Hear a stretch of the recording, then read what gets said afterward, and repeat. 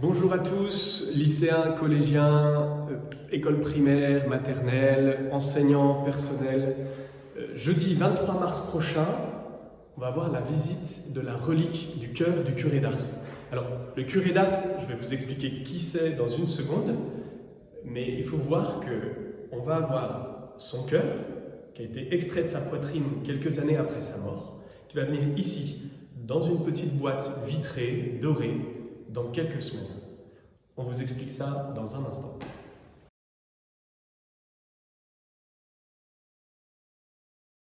Ce qui s'est passé, c'est un peu comme un don d'organes.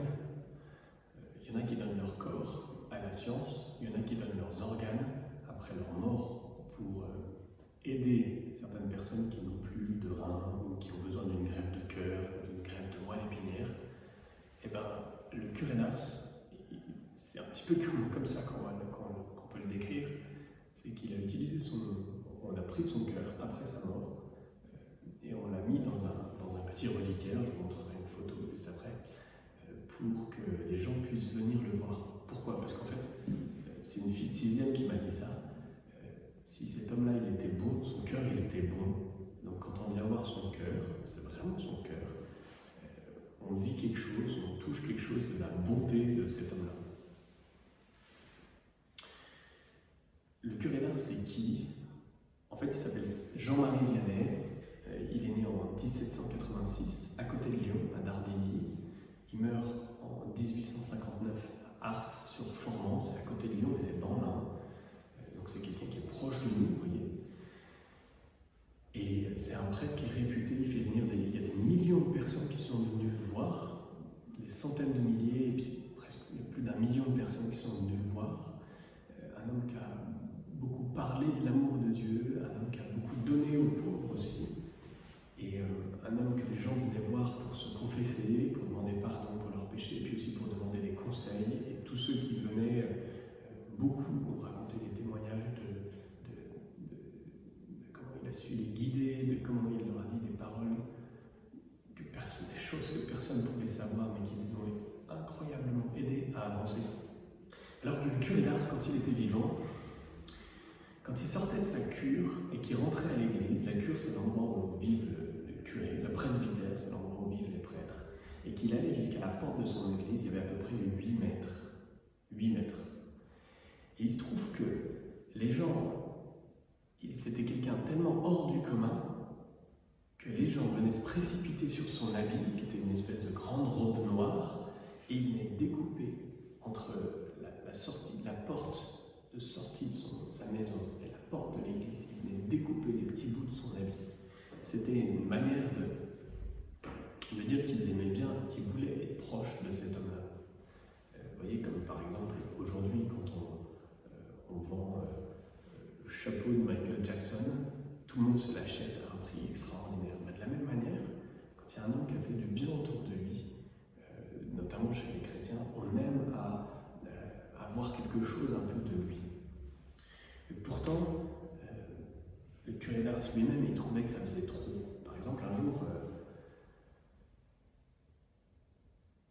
jour, il découvre qu'on a fait des petites médailles de cette taille-là, avec lui dessiné dessus. Or, il avait toujours refusé de se faire prendre il n'y avait pas de photo à l'époque, mais de se faire prendre en portrait.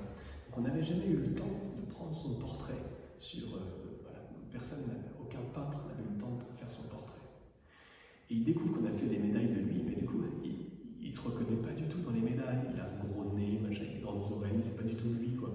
Et il dit, mais en fait, c'est du carnaval, tout ça, c'est n'importe quoi, c'est too much. Et toute sa vie, il va rigoler un petit peu de ça, en même temps que ça l'embête, parce qu'il se dit, mais moi, je ne suis pas important, moi, je suis un homme, ce qui est important, celui qui est important, c'est Dieu. Et nous aussi, quand on va recevoir la relique du cœur du curé d'Ars, ce qui est important, c'est pas tant l'homme, en fait, c'est Dieu. Et pourquoi est-ce qu'on regarde le cœur du curé d'Ars? Parce que son cœur, il était rempli de Dieu. Et c'est pour ça que quand on voit son cœur, ça doit nous parler de Dieu. Les reliques chez les catholiques, on ne les adore pas, attention, on les vénère. Vénérer, c'est pas adorer. Vénérer, c'est juste avoir un geste de respect, parce que cet homme-là a vécu très proche de Dieu et nous parle de Dieu. Mais on n'adore pas, parce qu'on n'adore que Dieu, toujours. Tu n'adoreras que Dieu seul.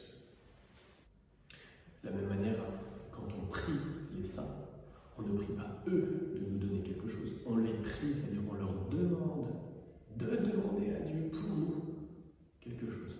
En fait, il y a une autre question, et ça va peut-être vous intriguer, c'est comment est-ce qu'on a fait pour que son corps, il aurait dû se décomposer.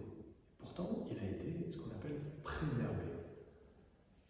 Décomposé, ça veut dire quoi? Un corps, quand tu le mets en terre, petit à petit, il se décompose.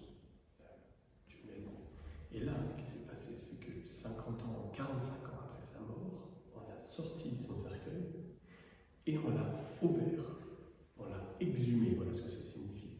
On a sorti son cercueil de la terre et on l'a ouvert. Et là, on s'est aperçu que son corps, il était amaigri, en fait, il était toujours bien conservé. Pourtant, il n'a pas été embaumé comme les Égyptiens, il n'a pas été embaumé comme le corps de Lénine, par exemple. Si vous ne savez pas qui c'est, vous demanderez à vos parents. Non, il a juste été mis dans le cercueil, c'est tout. Et chez les catholiques, on considère encore une fois que c'est une grande grâce quand Dieu préserve un corps. Parce que ça nous montre que ça nous parle de sa sainteté. Ça nous parle de sa sainteté. Alors que je vous disais tout à l'heure, il va venir au collège le jeudi 23 mars, collège-lycée ici à Saint-Joseph, le matin, et l'après-midi, il va venir à l'école primaire et maternelle. Mais en fait, devant le chœur, qu'est-ce qu'on fait? On fait quoi? Vous aurez cette petite boîte vitrée dorée avec un chœur, un peu noirci à l'intérieur. Qu'est-ce qu'on fait? En fait, on peut prier devant. On prie, comme je vous disais, on prie Jean-Marie Vianney de demander à Dieu quelque chose pour nous. Et qu'est-ce qu'on peut demander? On peut déjà demander des guérisons, une guérison physique. Le curé d'Ars a fait des miracles pendant sa vie, on peut lui demander une guérison physique. Pour nous ou pour quelqu'un d'autre. Ensuite, c'était un homme de paix, c'était un homme de réconciliation. Il a passé des heures à donner le sacrement de la réconciliation. Alors tu peux lui demander aussi une réconciliation, un pardon pour toi, dans ta famille, entre tes deux parents, entre qui c'est difficile, des membres de ta famille avec qui c'est compliqué, des copains, copines avec qui il y a eu des grosses tensions, des séparations et de la souffrance. Tu peux lui demander une réconciliation. Puis c'était un homme entièrement tourné vers Dieu. C'est un homme qui priait, même pendant la nuit et tout. Alors si toi aussi tu as envie de te rapprocher de Dieu, demande-lui. Demande-lui de te montrer comment, demande-lui de t'expliquer, demande-lui comment est-ce qu'il faisait, comment est-ce qu'il se rapprochait de Dieu. C'est un homme aussi qui était entièrement tourné vers les pauvres, vers les autres, vers tous ceux qui ont besoin d'aide. Il donnait tout son argent en dons autour de lui. Il a créé un orphelinat parce qu'il y avait énormément d'enfants qui étaient, suite à la guerre et à la famine, qui étaient livrés à eux-mêmes dans les rues et dans les champs. Il a créé un orphelinat, il a donné énormément d'argent à tous ceux qui en avaient besoin. Et comme c'était un homme tourné vers les autres, tu peux lui demander plus de patience, plus de bonté, plus de tendresse envers les autres. Tu peux lui demander plus de générosité, plus d'amabilité. Tu peux lui demander à t'apprendre comment servir les autres pour de vrai, pas seulement pour ton propre intérêt, mais d'abord pour eux. Ensuite, c'était un homme plein de douceur. Il avait ses côtés colériques. Un jour, comme ça, il y a quelqu'un qui vient l'insulter en face de lui. Et lui, il met la main dans sa poche, il serre très fort son mouchoir, mais il refuse d'éclater de colère devant la personne. Et là, tu peux lui demander la grâce de la douceur, de la délicatesse, la grâce d'une attention, d'une écoute des autres. Tu peux lui demander tout ça. Et puis enfin, c'est le patron de tous les prêtres français. Ça veut dire que c'est le saint protecteur de tous les prêtres en France. Et tu peux prier aussi pour les prêtres que tu connais, pour tous ceux qui, si tu es baptisé, qui t'ont donné la communion, qui t'ont accueilli dans ta vie, qui ont marié tes parents. Enfin, tu peux lui parler comme à un ami. Si tu cherches un signe, peut-être de la présence de Dieu, parle-en au curé d'Ars. Va le voir près du cœur et puis demande-lui un signe, que Dieu te donne un signe. N'oubliez pas, 23 mars prochain, jeudi, le matin au collège-lycée, l'après-midi à l'école primaire, la venue du cœur du curé d'Ars, Saint Jean-Marie Vianney, un homme d'une grande bonté, tourné vers les autres, un saint proche de Dieu. Profitez-en, ça sera une fois dans votre vie certainement.